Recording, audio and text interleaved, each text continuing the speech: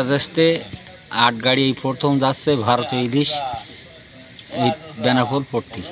খুলনা থেকে আজকে প্রথম ইলিশ যাচ্ছে ভারতে 241 কার্টন। বাংলাদেশ খুলনা থেকে মাছ নিয়ে যাচ্ছি ভারত আজকে প্রথম।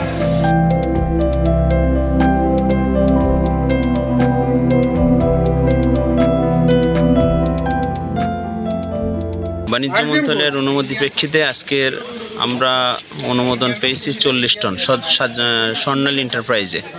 তার ভিতরে আসছে 4 টন আমরা ভারতে রপ্তানি করছি এবং বাকি হচ্ছে আপনার বাকি টনগুলো পর্যায়ক্রমে ভারতে রপ্তানি হবে। আর $1250 নির্ধারণ হয়েছে অ্যাসেসমেন্ট।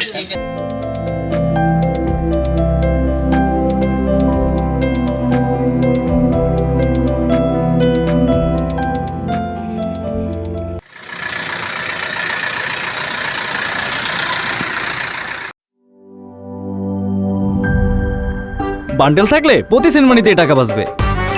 বিকাশ সেনমানি বান্ডেল কিনে জিতুন প্রতি লেনদেনে।